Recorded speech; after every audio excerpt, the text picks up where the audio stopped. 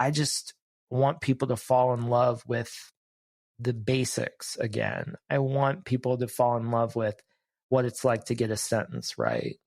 I want people to know what it's like to watch the ink come out of the brush and lay on the page wet in the sunshine. I mean, I'm not trying to make the big, but what it feels like to nail a piece when you're, playing the piano, when you finally get this bar right, it's just that to fall in love with the real basics of it again, the feeling it gives you when you're doing it and not everything around you. I'm Srini Rao, and this is the Unmistakable Creative Podcast, where you get a window into the stories and insights of the most innovative and creative minds who've started movements, built thriving businesses, written best-selling books, and created insanely interesting art. For more, check out our 500-episode archive at unmistakablecreative.com. Austin, welcome back to the Unmistakable Creative. It's been a while. Thank you for having me back. Yeah, it is. Absolutely. I mean, I think right before we hit record, you were saying it's been 6 years. I think that I interviewed you right around the time we rebranded the show as Unmistakable Creative, and we were talking about Steal Like an Artist. You've had 2 other books since then, Show Your Work and Keep Going. As I was saying, Keep Going is probably my absolute favorite one. And I've always appreciated your rawness and, realness about the creative life. But before we get into your work, I want to start by asking you a question which has nothing to do with it, because that's how I start interviews, as you know. And that is, what religious or spiritual beliefs were you raised with, and how did those end up impacting your life? I was raised Methodist. So it was very, I went to church every Sunday. And, the Methodists are pretty chill. It feels a little bit like a business meeting sometimes, like donuts and coffee in the parlor. And so I was altar. It's not really an altar boy, but I was an usher. I was in the choir. I was confirmed in 6th grade. My mom still goes to that church. So I grew up with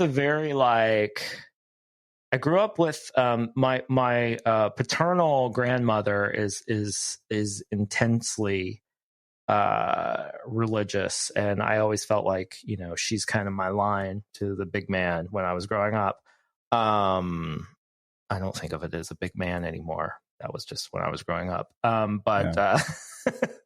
I love that you asked this question, because I literally was the other day thinking I would listen to a whole podcast where they just asked this question, because I feel deeply that a lot of my favorite artists either still have some sort of religious faith or practice, really a practice, or they've replaced that religious upbringing with art.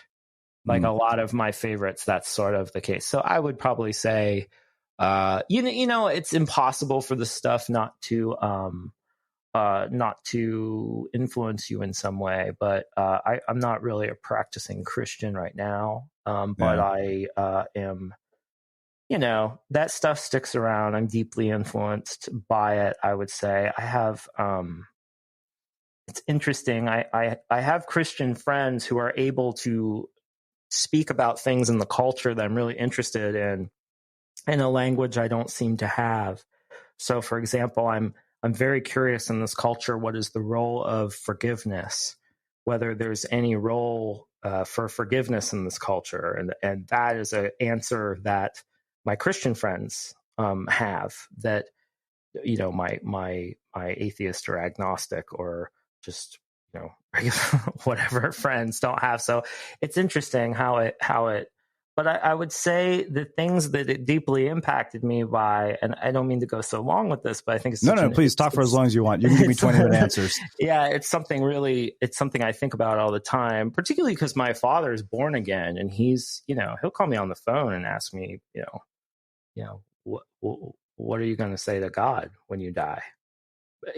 So it's like, I have to think, that's, to have the person who, helped bring you into the world, ask you, well, what do you think about going to hell? Every once in a while it's a pretty rough thing. And I love my dad, and I try to remain really close to him. And so it's interesting to me. I think the thing I've noticed, my wife's Catholic, and so we always joke that if we go back to church, we'll just be Episcopalian. We'll just meet in the middle, Methodist and Catholic. But I think the thing the church really did for me is I just loved music so deeply when I was a kid, and the music, singing in the choir. I still think that singing, it's hard during the pandemic because, singing in a church choir is literally the most dangerous thing you could do right now. Singing projects all sorts of, we know now that the droplets and stuff, that's literally the most contagious activity you could participate in, is singing with a group of people. Unfortunately, I think it's one of the most beautiful things you can do with other human beings, is singing together. And so I think for me, it was, the music was a big deal. I met my best friend in Sunday school. We both kind of hated church and hated Sunday school. So we met, his mom was the Sunday school teacher. So we met over by the piano and started plinking out Green Day songs. That's nice. And we're still best friends, So I think the church, so it was deeply, deeply influential on me when I was younger. I mean, to the point where, God's funny. I particularly think in this age of I think it's interesting how religion and capitalism mix. I have a funny story about that. When I was a kid, I literally prayed to God for a Ghostbusters proton pack for Christmas. That's how deeply, and I got it. Wow. Yeah, it's kind of interesting. I mean, I love that, we're talking about this, and I love that you brought up this idea of meeting in the middle. And I think that to me is one of the reasons I asked this question of all the ones that I could ask you, because, we live in this very divisive kind of time. And I wonder, as somebody who has come from faith and married outside of that same faith, how do you think we find that middle? I think that, I think there was I don't know if you, I'm not a sports fan, but I watched the Super Bowl primarily for the commercials. Yeah. I could care less about the game. And I remember my favorite commercial was the one about the Jeep commercial, where they specifically talked about, not blue states, red states, but, meeting in the middle. And I wonder, what do you think it takes, and what role do you think art can play in that? Well, I think that the thing about, my thing about, I am interested in the practice of religion. I am interested in how religion has practices. It has rituals and routines, and it has spaces and special ceremonies and things like that. I always was attracted to that kind of stuff when I was younger. I was always, there's a great book called Religion for Atheists by Alain de Botton, and he talks about this. The thing he says that I love, it's so blasphemous, but to him, he said the least interesting thing about a religion to him is whether it's true. Yeah. It's it's everything else that's so interesting. And for me, I mean, and this is what's hard, when I try to connect with my father, he is that brand of evangelical that cannot get over, if you don't believe, that there's no point to anything. So when I'm talking to him, I'm kind of chuckling to myself because I know he sits down every morning with his Bible and reads and works in a notebook. I mean, he has a daily devotional just like I do. We do the same thing every morning. We commune, we read, we sort of think about how we want our day to go. I just don't pray to, you know what I mean? I'm just not, it's just, we do the same practice. I just don't have a belief, a really strong belief about it. I have always felt that belief would come through practice rather than you believe and then you practice. Now, this is just my own life I'm talking about, but it impacts me. I mean, that is exactly how I feel about art, because there are a lot of people out there that tell you, well, if you just believe you're an artist, then you can sit down and make art. You have to give yourself permission to whatever. For me, I'm like, no, you start the doing, you do the verb first, you practice, and then you will become, eventually someone else will call you an artist. It's none of your business whether you're an artist or not. Someone else will decide that for you. What is important is the practice. And I know that Seth just had that book come out, so which I unfortunately haven't got time to read yet. But for me, what attracts me to religion is the practice, having something to do. The great religions give us things to do. And for me, that is what life is about. It is about, and again, this is somewhere where the thing about meeting in the middle is it requires both parties to extend. Yeah. And if you have one party that is just like completely incurious about the other party, then there's no chance of meeting in the middle.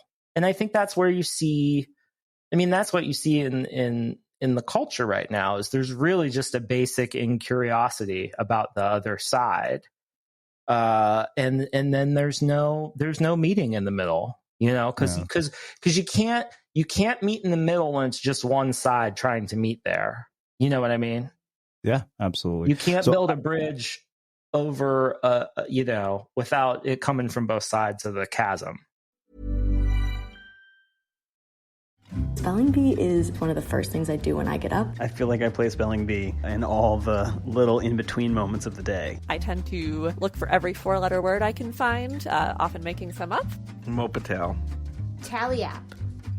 Tilapia. There we go. I go through and try to get the pangram. Pangram, which I often call panagram, and you often say it's pangram, is when you find a word, sometimes there's more than one, which is pretty fun, using all of the letters. Whenever I get a panagram, it makes me feel incredible. Palatial.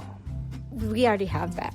There was one with like X. I was like, what? How am I supposed to use X? It's a much better habit than what I normally do, which is scrolling on social media. I feel like I'm actually doing something good with my time. I'm working my brain a little bit. Okay, I'm going to do 3 more words and then I'm done. I'm Sam Mazursky, the digital puzzles editor for the New York Times. You can try Spelling Bee and all our games at nytimes.com/games.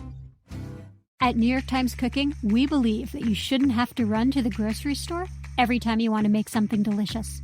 I'm Melissa Clark, and my recipe for the most adaptable one-bowl cornmeal pound cake is a comforting loaf cake that you can have fresh out of the oven in under an hour, using ingredients you probably already have on hand. And sliced, toasted, and buttered, it's practically a bread, so it gives you a pass to eat cake for breakfast. You can find so many easy, flexible pantry recipes like this one at nytcooking.com. So I want to come back to this, but you mentioned this idea of art, and this was one of my favorite quotes from the book. You said, if you wait for someone to give you a job title before you do the work, you might never get to do the work at all. You can't wait around for someone to call you an artist before you'll make art. You'll never make it. And I think the reason that struck me is because I see so many people who are just sitting and waiting. I mean, hell, even you and I were talking before we hit record about how I got the 2-book deal with the publisher, and, once the contract was up, I sat around sending, book proposals, waiting, in the words of Seth Godin, to be picked. And ironically, the reason I got that book deal was because I didn't sit around waiting to be picked. So what do you think it is that causes people to sit around waiting? Like, what the hell are they waiting for? I don't know. I mean, I kind of waited too. I mean, the thing is like, I sort of waited for someone to pick me, but I was putting things into the world as invitations. You know what I mean? I mean, there was a certain element of, I was waiting for that editor to call. I was always bad about that in my I still am, I'm still like, what am I waiting on, in a sense? I think the difference is that it's one thing to wait, but waiting without the work is, that's what I see. Is I just see a lot of people like waiting to work, not waiting to get picked. I mean, they're really waiting to work. And you just have to do the work that you think needs to be done. I mean, you got to do the job that you want. You have to invent it, in a sense, I think, I always think punk rock helps with all this stuff. I think having a little bit of a being in touch with that kind of DIY spirit of the 80s and 90s, or even the late 70s, the kind of punk aesthetic of I think every artist should read like Michael Azrad's book, Our Band Could Be Your Life. I think you should read about artists who literally there was no scene happening and they just made it happen. I think that's a fundamentally American thing, I think, is to be in the middle of nowhere and to hit the road and, that kind of thing. I've always been really influenced by the kind of do-it-yourself ethic of punk and not thinking of punk as a style, but as a real way of being. I always think that helps. And I think every generation sort of needs to rediscover punk because its roots go deep. It goes beyond the 70s, that idea of like, we're just going to do it ourselves. But I don't know. I mean, I think in some ways, and I could be wrong about this, but I think a lot of it has to do with school, to be honest. I mean, student of the month. Hey, here's our straight A's. I mean, like we're conditioned at a very early age that there are authorities that grant us privileges and rewards, and that happens at a very early age. Yeah. My kids, for example, through a variety of reasons, haven't been to school like much at all, really. Like my youngest has been to preschool for a little bit, and like my oldest has maybe done a year of public school. Between like us homeschooling and the pandemic, and they don't wait around for me to tell them whether they can do anything. Like they're just like, well, maybe I'll do this. I could do that. Like maybe I'll make my own animated show, or maybe I'll, they just don't have that, whatever it is. And I don't know if that's just because I've been encouraging of them or they see me working all the time, but they're not waiting around for the title, but I do think that, I was talking to the teacher, and look, I love teachers. I don't like school. That's a distinctive, let me say that right away. I love teachers. I don't like school. I love teachers. I don't like the systems they work in. And like almost every teacher I meet has infinite patience and a good heart, at least the ones I meet. But, I was talking to the teacher that my son Owen was going to have for second grade, I think. And it's hard to remember what grade they're in because of the pandemic. But she said to me, so is Owen more of a STEM kid or is he more of an arts kid? And I was just like, he's 8 years old. Wow. What in the hell? Like, why do we do this? It's hard for me, to even, I mean, we just speak, teachers are trained to speak these languages now. It's so embedded. And part of the problem is that, a lot of young teachers now, they went to school and then they became a teacher. So it's just like they speak the language of school. Like school is really school teaches you about school, and so that's sort of what happens in school is like you get better at school. By going to school. So, I just think a lot of this happens through school and in conditioning. And then, you get put in the marketplace where someone has to, pick you for a job and that kind of thing. So, the beautiful thing about art, I think, and, of course, there are issues of power and access and things like that. But at the end of the day, I do think people have a pretty good shot. As far as, if you do amazing stuff, somebody's going to notice. There's so many layers to this whole discussion on school. And so, I will ask you a question that I tend to ask college professors. And I know you're not an educator, but I think from your perspective, I'd be really curious. So, I agree. I think my teachers were phenomenal. I was the beneficiary of extraordinary music teachers in Texas who gave me, the skills to practice. They taught me what discipline meant. They made me better than I ever would have been at anything. And so I wonder, based on our discussion here, if you were given the task of redesigning the system from the ground up, what would you do? How would you restructure it? I would turn, I would probably make things look more like a library.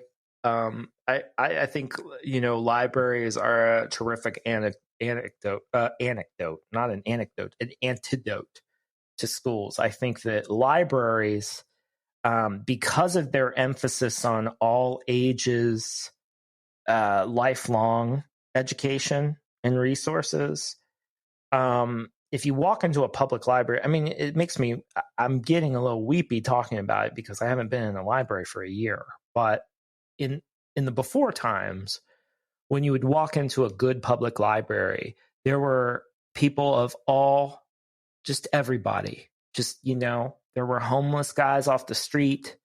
There were moms with strollers. There were elderly people learning about computers. Really, the whole kind of spread of the community was there. And I think, libraries, because they are there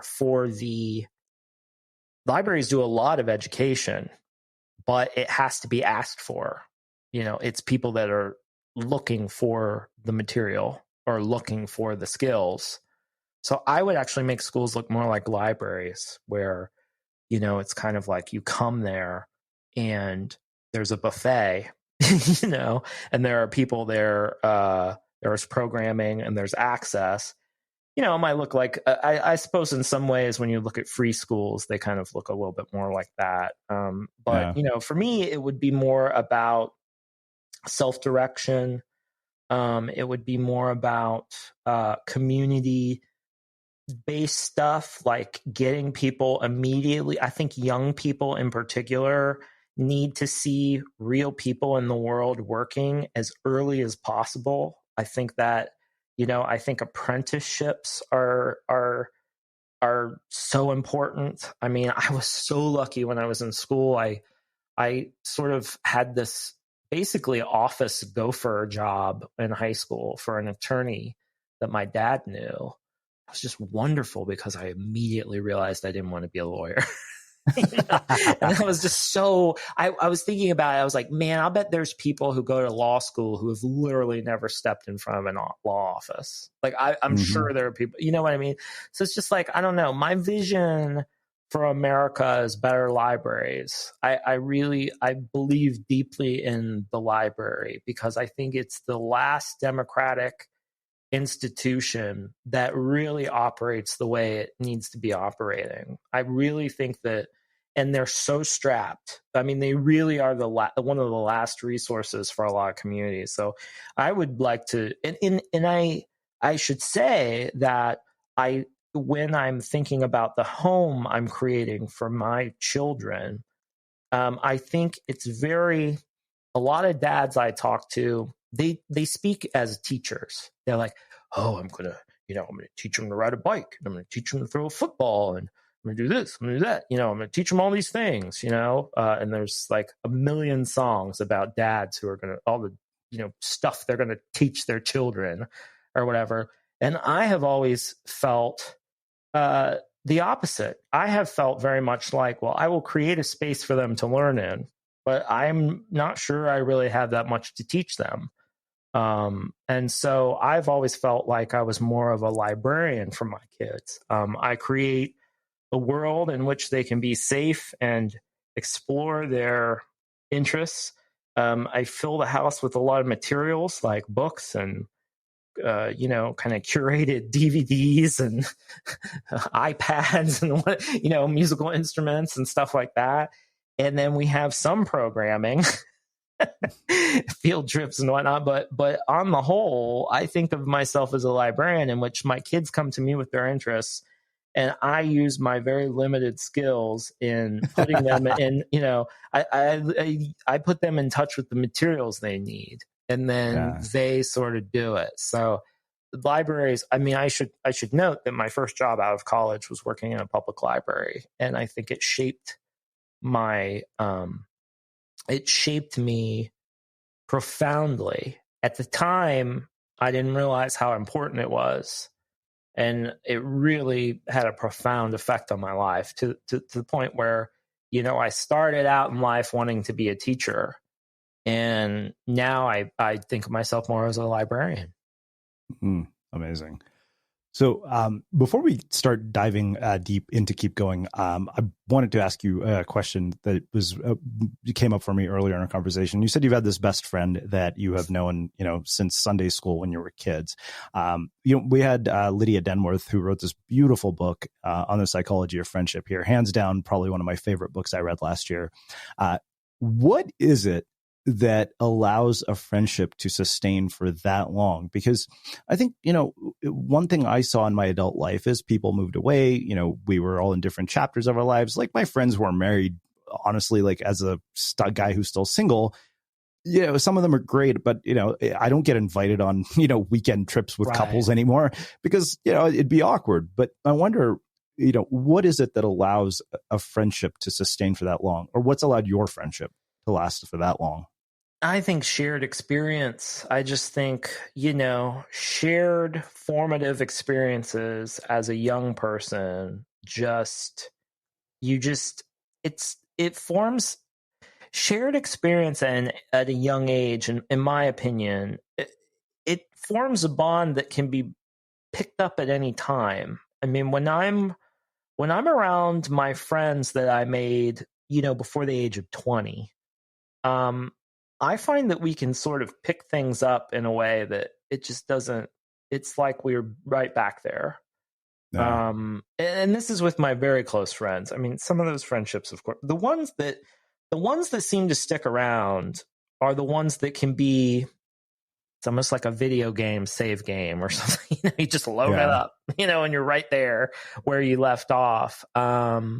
I also think there is just something so deeply bonding about hating your surroundings and finding someone else that hates it as much as you do. I mean, my buddy Corey and I mean, we hated where we grew up. I mean, we just hated it.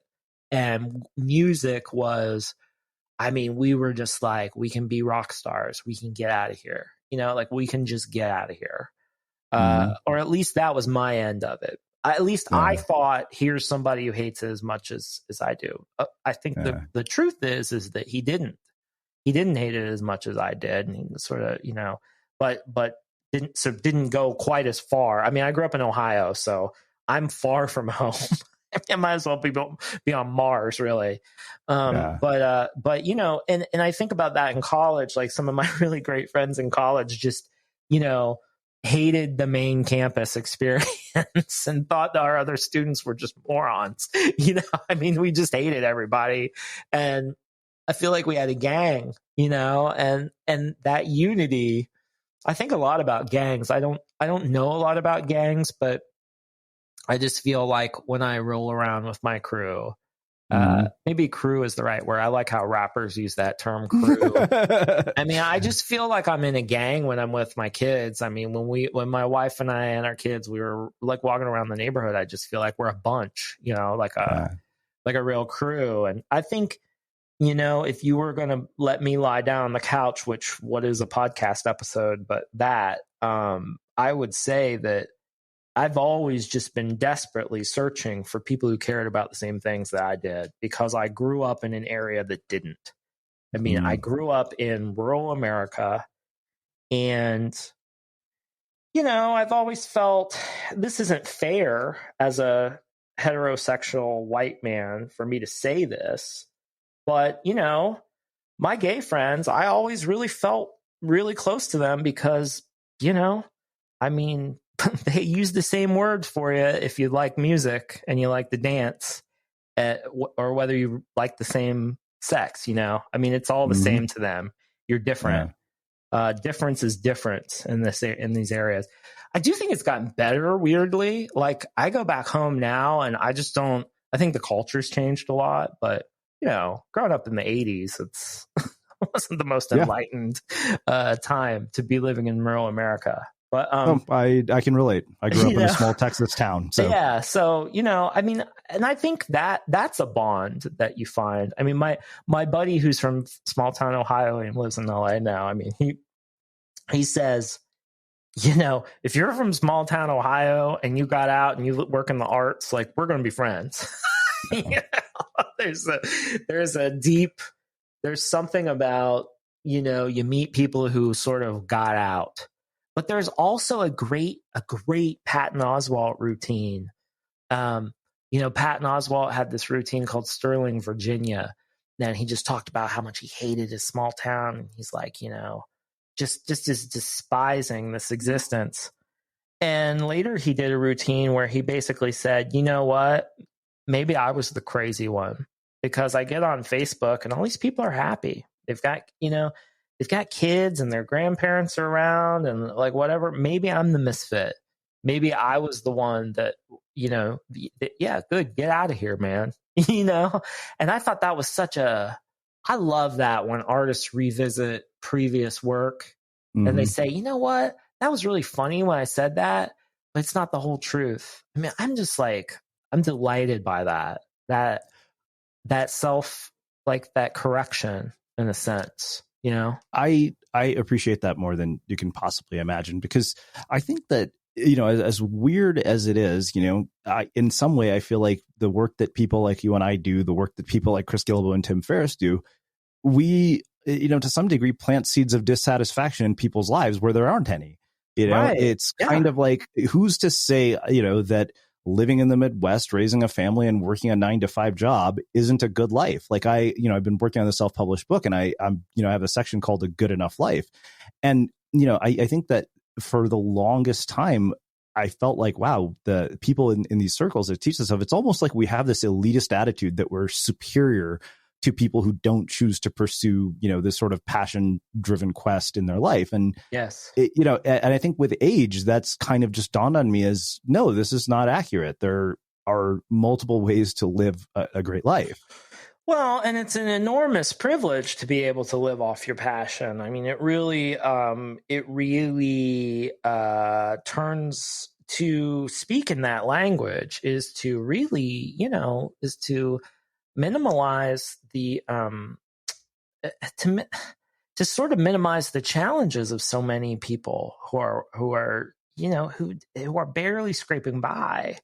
I mean, this is a privileged thing to talk about. I mean, that's why I am just trying hard to push people to realize that, creative work keeps you alive. It's supposed to make life worth living, not make life harder. You know what I mean? I mean, it's just so, there was I read this interview with Adam Phillips, the psychologist, one time, and he just said, the tragedy of art is that so many people come to it out of pain, and they really would have been much better off doing something else. Like art seems like something that'll, they're really suffering from something else, and they think that art's going to fix it, and really it just makes it worse, is basically what he's saying. And I look around, I see a lot of people who are like whipping themselves, trying to become what they think is like a great artist or whatever. And I just want people to fall in love with the basics again. I want people to fall in love with what it's like to get a sentence right.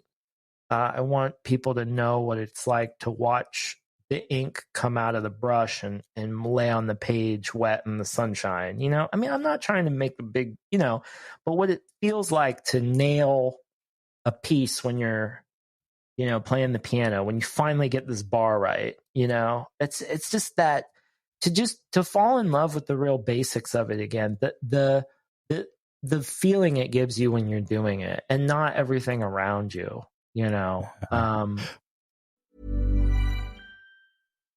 If you find yourself bewildered by this moment, where there's so much reason for despair and so much reason to hope all at the same time, let me say I hear you.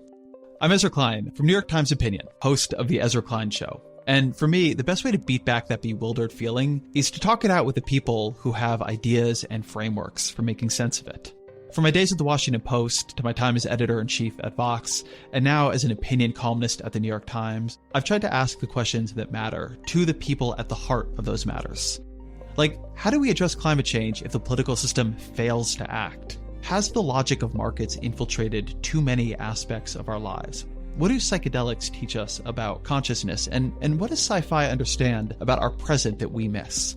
This is the Ezra Klein Show, and there is going to be plenty to talk about.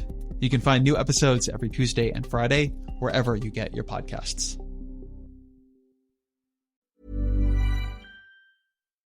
This episode of The Unmistakable Creative is brought to you by ThoughtWorks, a global technology consultancy that's hiring senior and lead developers, data engineers, infrastructure consultants, and more to join them in their roles across the United States.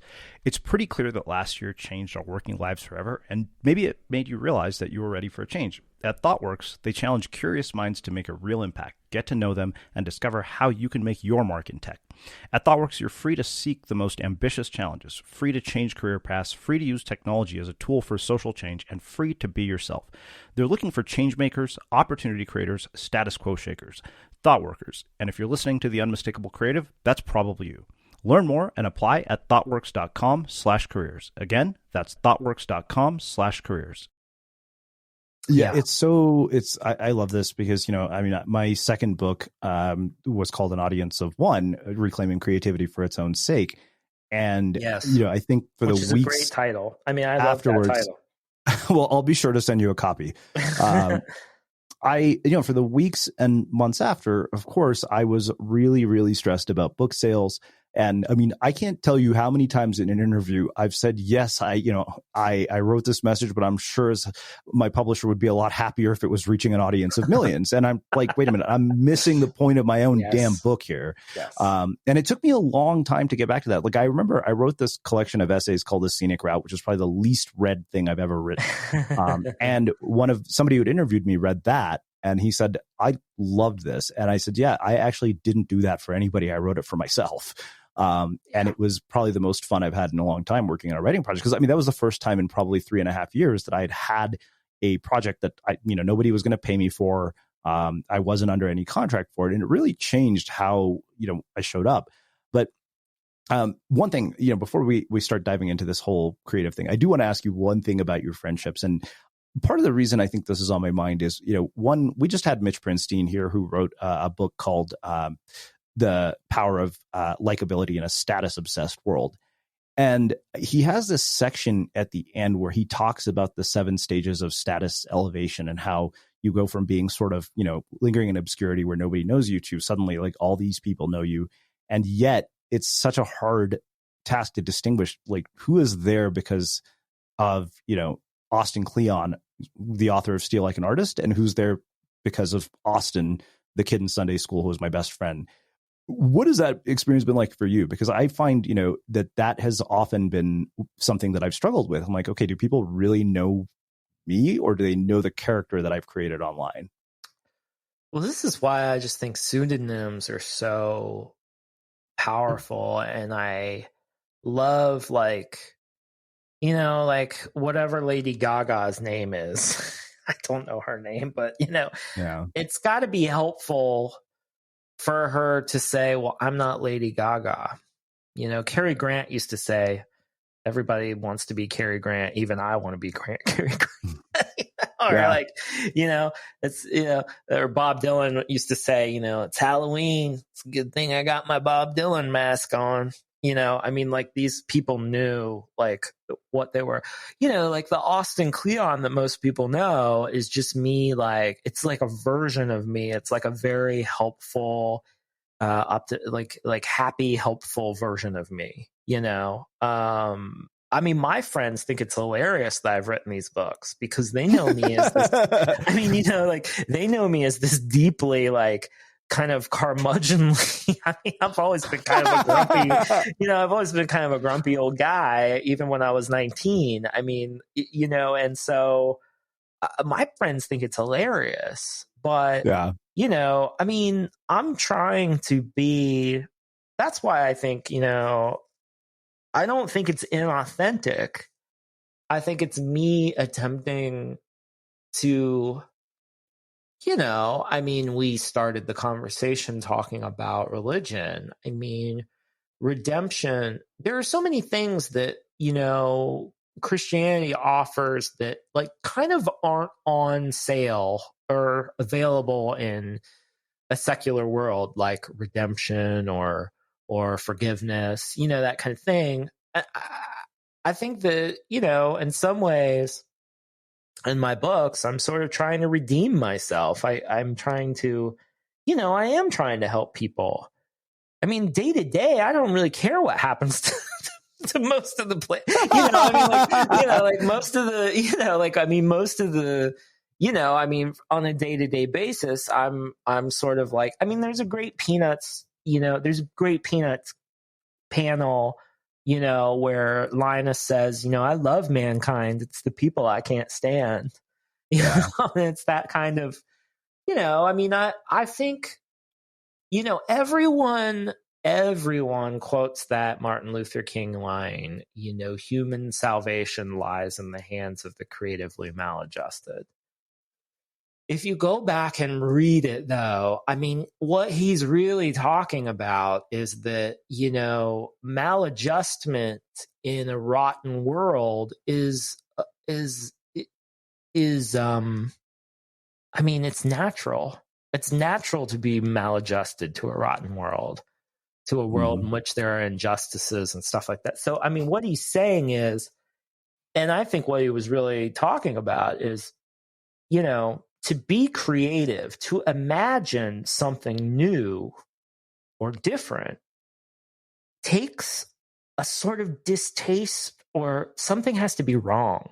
Something has to be missing. If you were perfectly happy, so for example, if you're perfectly happy with going to homecoming and playing football and, the way that small town American life plays out, then you don't imagine anything different, you know what I mean? So it's like the thing we talked about earlier, maladjustment. It's very hard to be creative without that maladjustment, to not see that there are things in life that could be improved.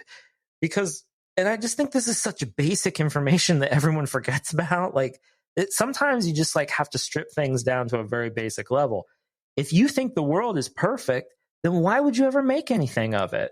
There wouldn't be, there wouldn't be any reason to make anything, right? And so I think that, I have always felt in my work, and I've been trying to write a little bit more about this to get people to understand this. I'm helpful and kind in my work, but that comes from this place of deep disgust, of deep, I mean, just not a hatred, because hatred's wasted energy, a disgust with civilization, just a disgust with, I mean, just an itching, an agitation, just a itchiness against what is, the norm or whatever. Like, that's where the work comes from. And like, I think that's very personal to me. But when I look at some of my favorite artists, which of course are the ones that speak to me and therefore would be the most like me, probably, this stuff, this beautiful life affirming stuff comes out of a deep pit of disgust. And there is a redemption there. There is a redeeming there is a taking in and putting out of, you sort of become like a refinery somehow. You're taking in this stuff that's like bothering you and you're transforming it into something, and it's so powerful. And it's so much what I wish people would think more about. I mean, we're just so like, I don't know, you're in this world. It just, everyone's like happy go, oh, be creative. Get out your paints and, and it's like, think of something that's deeply wrong and try to correct it, fix. And that's as simple as take a pair of jeans that are ripped and sew them back together.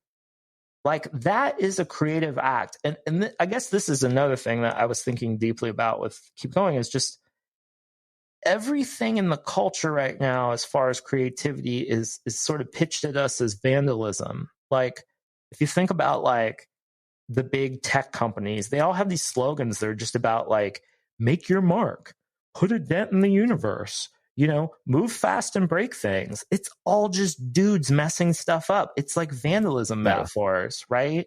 And so I've just been so deeply influenced by like quilters.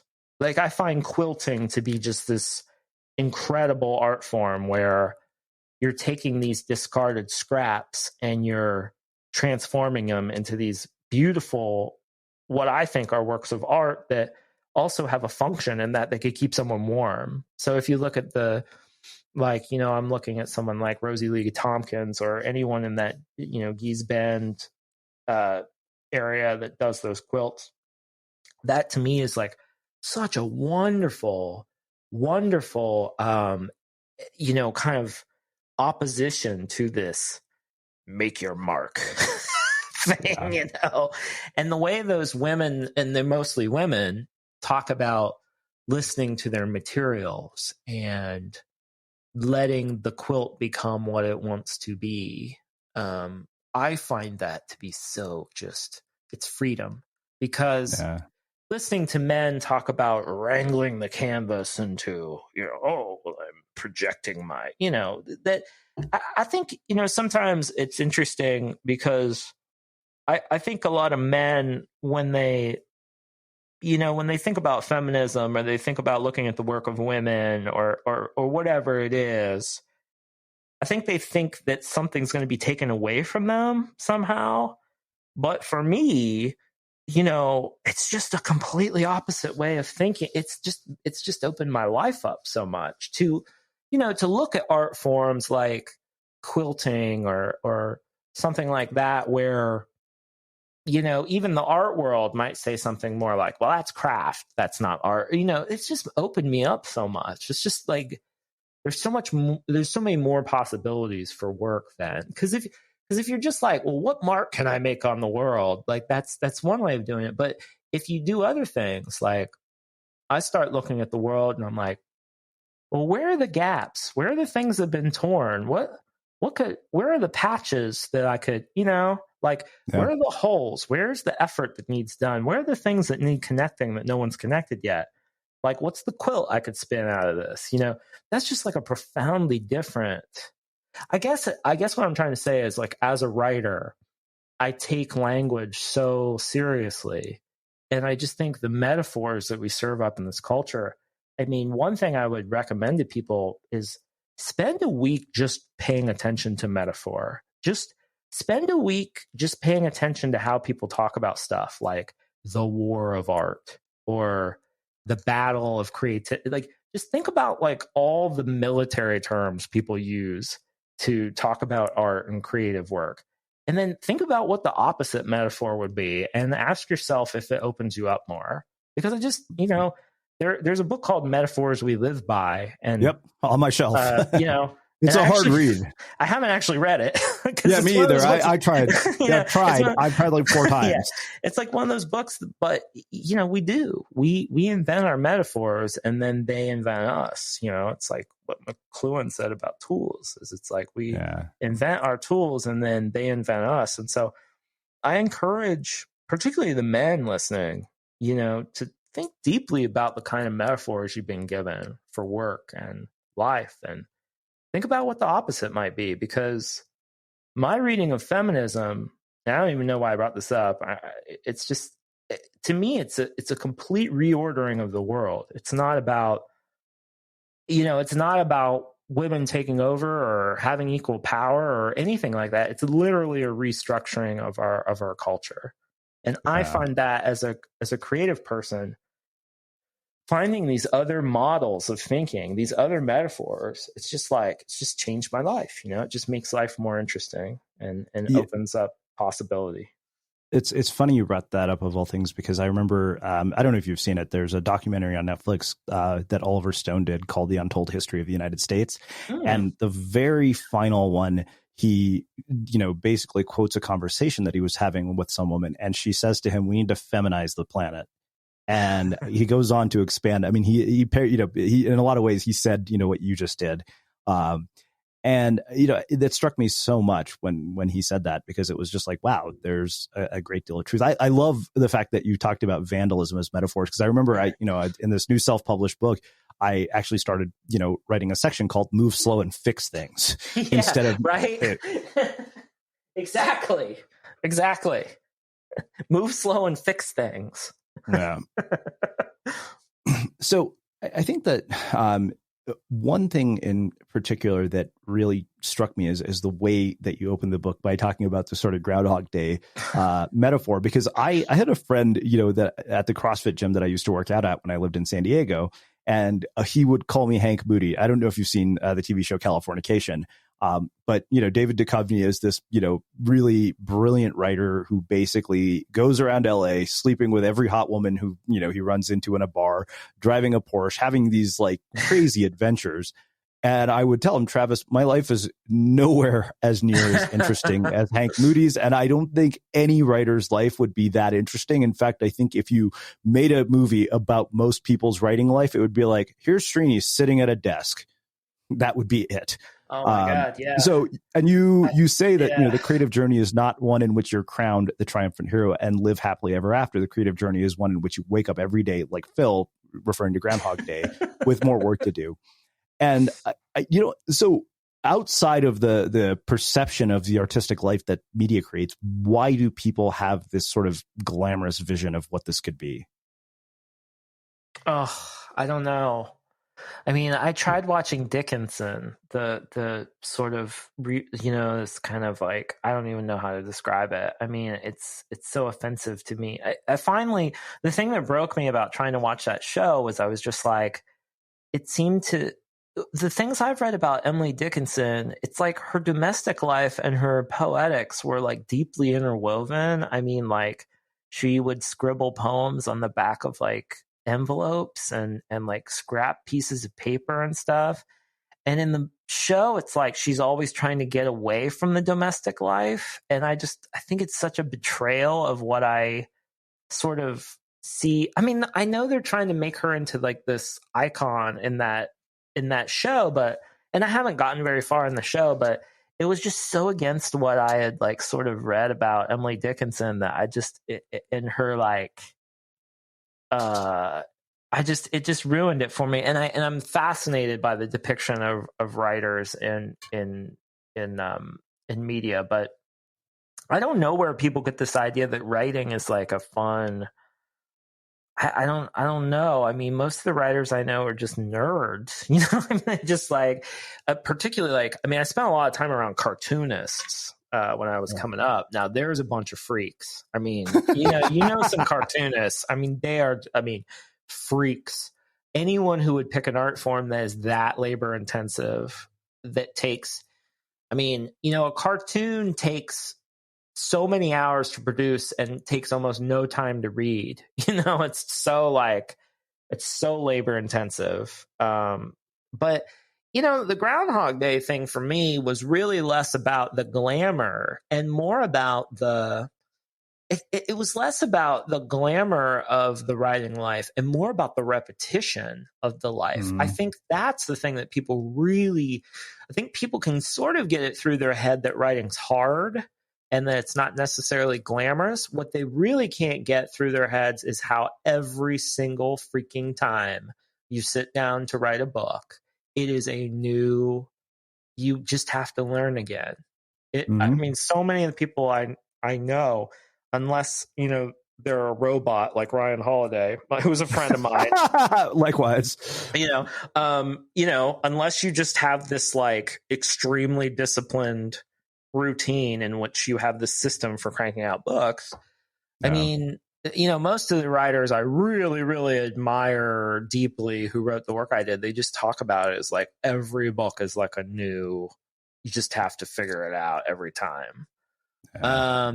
And that sense of return, that idea that you're back, that it loops, you know. But the thing about Phil is like every time it's a new thing, but he does accumulate experience. You know, I mean, in the movie, he has things to rely on, even though he faces the same thing every day. You know, he does build up a skill and a wisdom over time. And I think that's what the writer has. And when I sit down to write a new book, I realize like I'm going to have to go through all the horrible things I usually go through when I'm writing a book. But the thing is that I've been there before. And so I know when I'm having a terrible day, if I just get to the end of it, that the next day will be better. And just that little bit of knowledge lets me keep going when, you know, someone just starting out would have a harder time. Mm-hmm.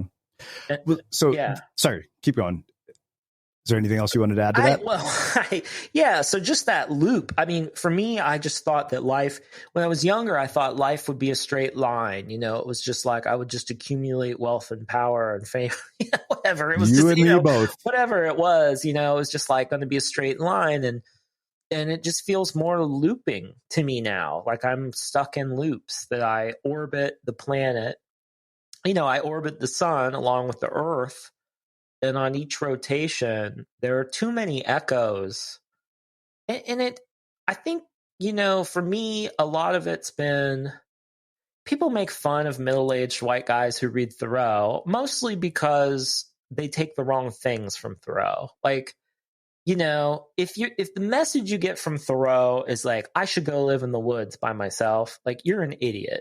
Like, I mean, you really don't understand, like you haven't got it. Because to me, what reading Thoreau has done for me is to pay deep attention to the rhythms of life and the seasons, and to take lots of walks and look at the world and come back and write about it. That is what I take from Thoreau. And I think reading his work, walking every day in my neighborhood and keeping a diary has put me in touch with the sort of circular rhythms of life more than, you know, anything else. And I do think because I've been a parent for 8 years, there's a certain amount of brain damage that comes from having young children where you're just kind of like, I mean, it's just, you have a kind of amnesia, and it's evolutionary. It's literally, if you knew how terrible you felt when you had a newborn, you wouldn't have any more kids. Like if you could remember,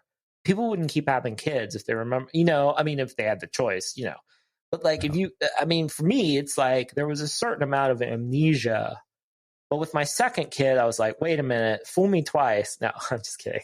You know, but there was a sense of, I've noticed this even in my family life where it's like, I can recognize patterns now because I've noticed them and written them down in my diary. And I think that, you know, people talk about how boring their diary is. Oh, I don't know. I tried to keep a diary for a while, but it was so boring or whatever. And I was like, well, what do you think it's supposed to be, dummy?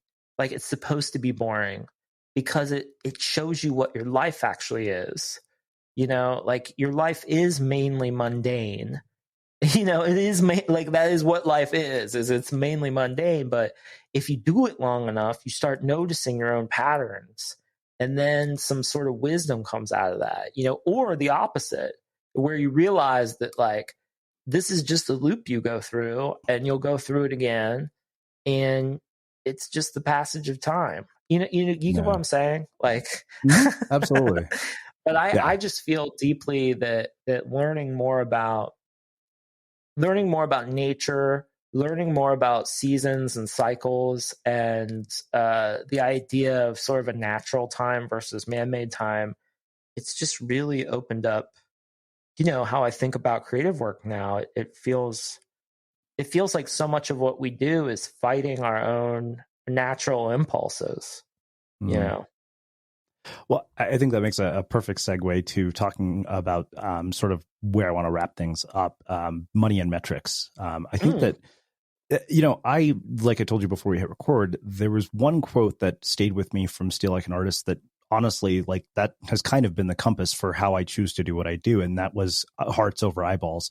But you keep going, say, we used to have hobbies, now we have side hustles. Everyone who's turned their passion into their breadwinning knows this is dangerous territory. One of the easiest ways to hate something you love is to turn it into your job, taking the thing that keeps you alive spiritually and turning it into the thing that keeps you alive literally. You must be mindful of what potential impact monetizing your passions could have on your life. You might find that you're better off with a day job, which is kind of funny because it kind of brings us full circle to something we were talking about earlier. And, you know, I think people understand that. And yet how many books, how many self-help gurus, I mean, hell, how many podcasters will go out and tell you the exact opposite? I mean, you know, Chris Gillibo has an entire conference dedicated to the opposite of this message. Yeah.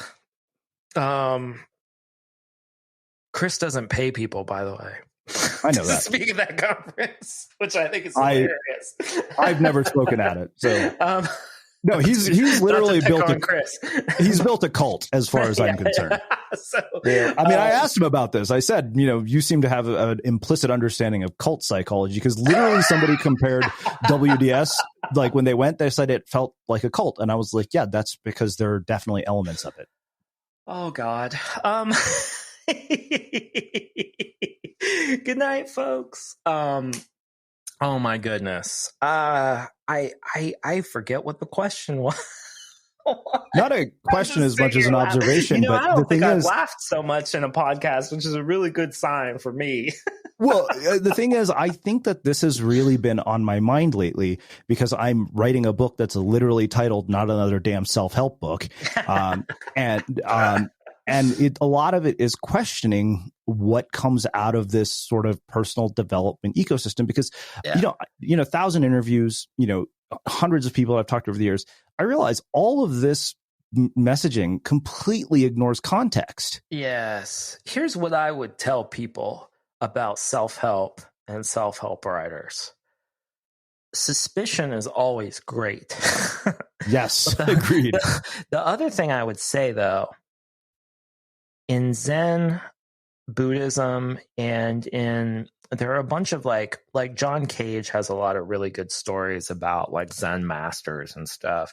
Read the great stories about Zen masters, because the best teachers are the reluctant ones. Like, the people you want to listen to and learn from are not the people advertising their teachings. I am really suspicious now. There are people in the culture who really want to be self-help authors. And I'm like, why? Why? That's your dream. Why?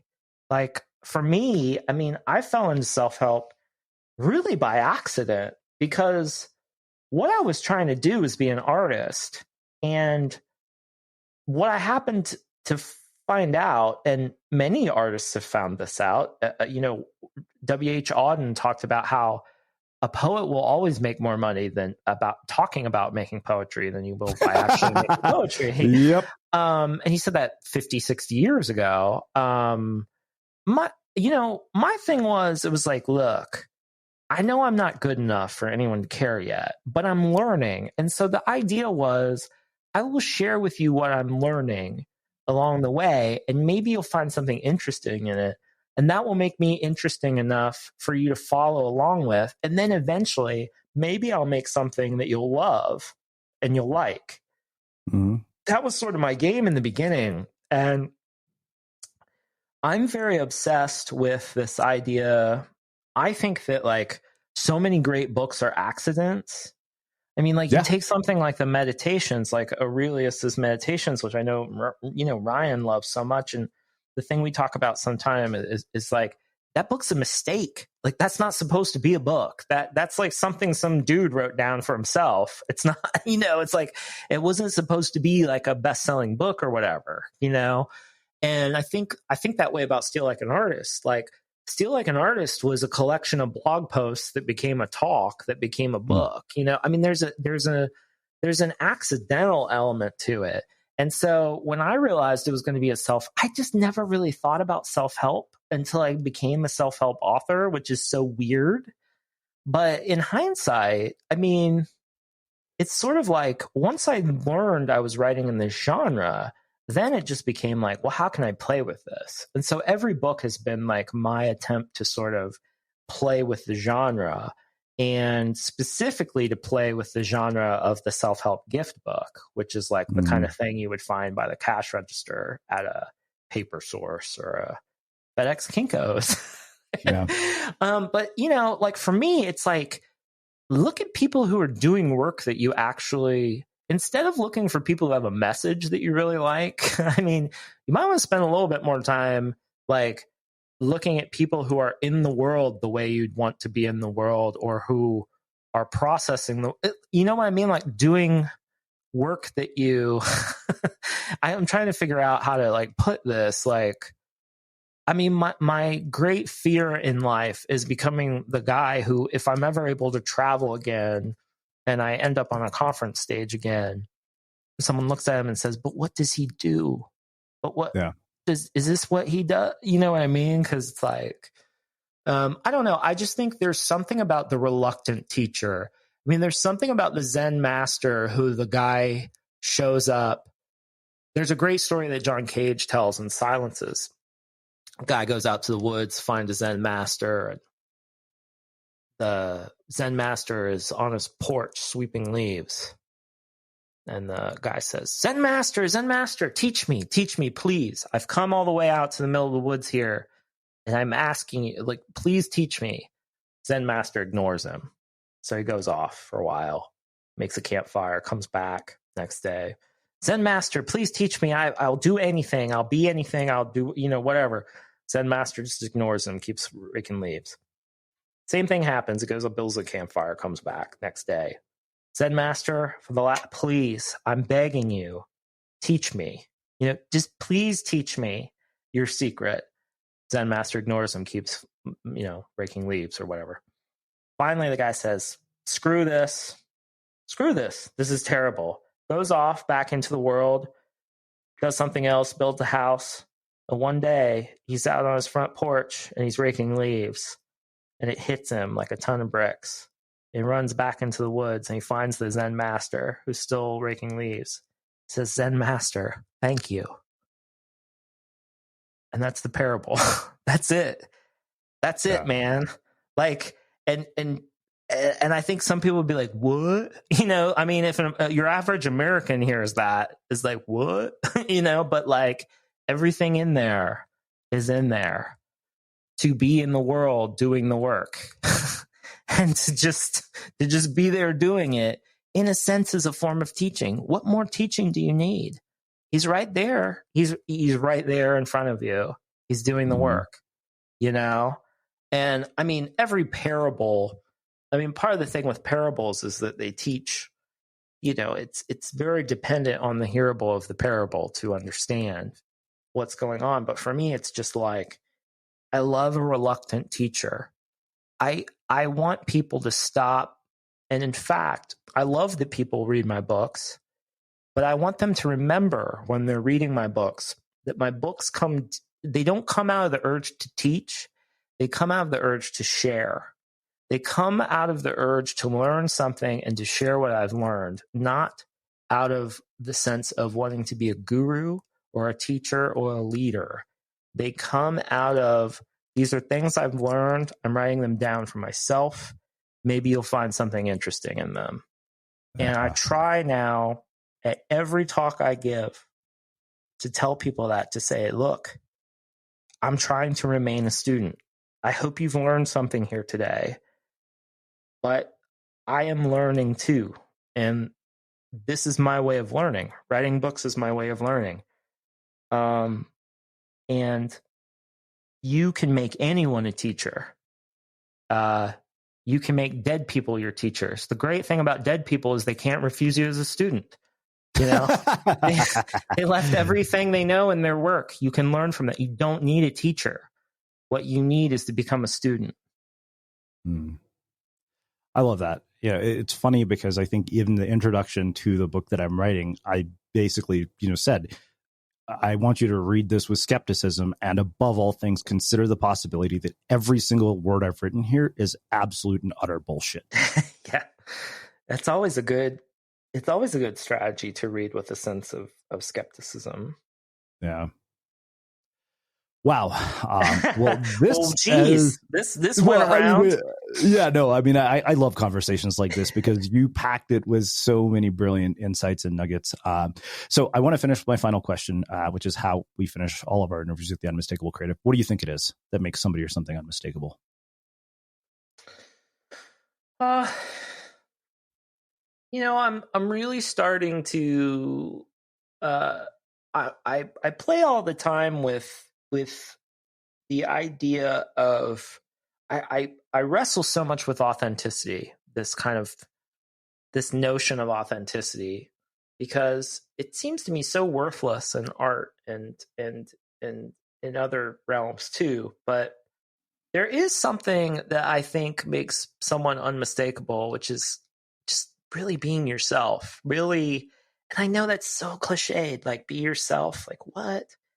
But I feel like there's a way when you put on a mask that you're more like who you are than when you're naked. There are costumes you can put on where you're more of yourself. And if, we've learned anything from modern culture, it's that we should let people try on. I love drag. I love what RuPaul says about drag. She says,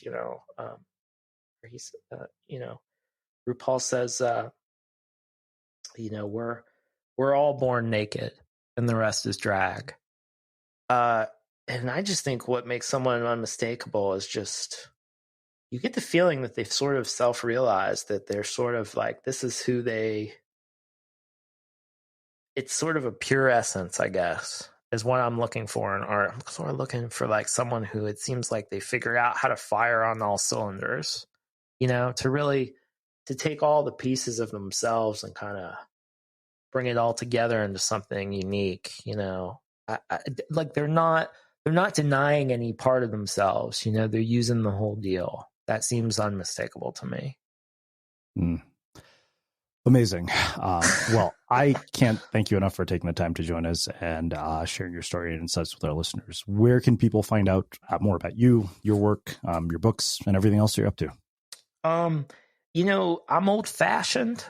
Just go to austinkleon.com. And my website is kind of the portal. It's still the portal. It's the thing that's the most up to date. It's the thing I pour myself into every day.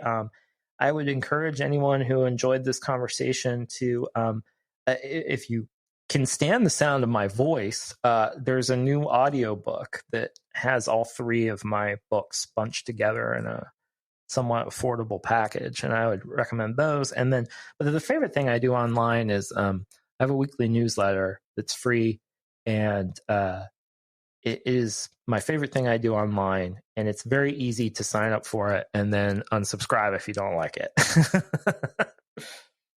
So austinkleon.com. Awesome. And for everybody listening, we will wrap the show with that. Thank you for listening to this episode of the Unmistakable Creative Podcast. While you were listening, were there any moments you found fascinating, inspiring, instructive, maybe even heartwarming? Can you think of anyone, a friend or a family member who would appreciate this moment? If so, take a second and share today's episode with that one person, because good ideas and messages are meant to be shared. If you find yourself bewildered by this moment, where there's so much reason for despair and so much reason to hope, all at the same time, let me say I hear you. I'm Ezra Klein from New York Times Opinion, host of The Ezra Klein Show. And for me, the best way to beat back that bewildered feeling is to talk it out with the people who have ideas and frameworks for making sense of it. From my days at the Washington Post to my time as editor-in-chief at Vox, and now as an opinion columnist at the New York Times, I've tried to ask the questions that matter to the people at the heart of those matters. Like, how do we address climate change if the political system fails to act? Has the logic of markets infiltrated too many aspects of our lives? What do psychedelics teach us about consciousness, and what does sci-fi understand about our present that we miss? This is The Ezra Klein Show, and there is going to be plenty to talk about. You can find new episodes every Tuesday and Friday, wherever you get your podcasts.